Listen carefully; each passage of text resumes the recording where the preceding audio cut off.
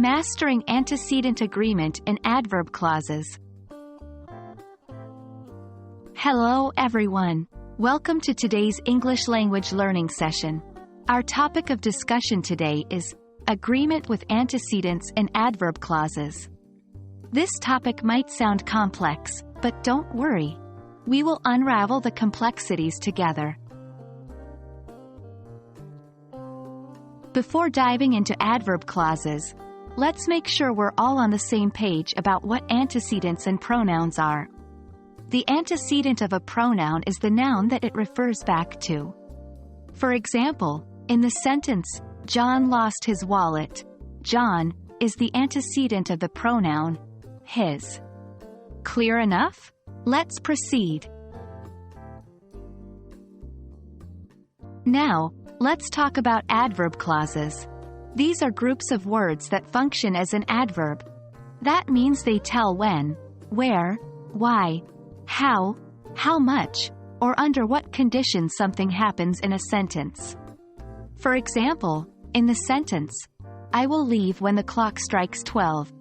When the clock strikes 12 is an adverb clause telling when I will leave. So, we have our antecedents. We have our adverb clauses. Now it's time to make them agree. The key thing to remember is that a pronoun in an adverb clause must agree with its antecedent in terms of number, gender, and person. That is, a singular antecedent needs a singular pronoun, and a plural antecedent needs a plural pronoun. The gender and person, first, second, third person, should also match. Consider this sentence: the cats licked their fur because they were dirty.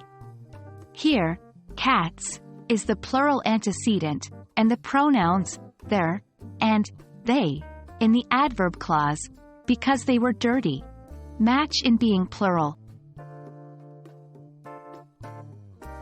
One common mistake is using a singular pronoun to refer to a plural antecedent or vice versa.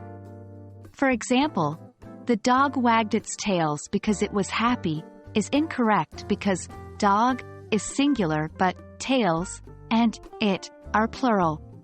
It should be the dog wagged its tail because it was happy.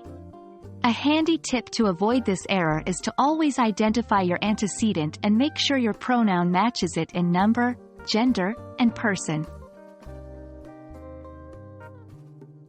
And there we have it. Agreement with antecedents and adverb clauses demystified. Remember, practice makes perfect. So don't shy away from crafting your own complex sentences with adverb clauses. Keep your antecedents and pronouns in agreement, and you'll be well on your way to mastering this skill. I hope this video was helpful. Stay tuned for more English language learning sessions. Happy learning!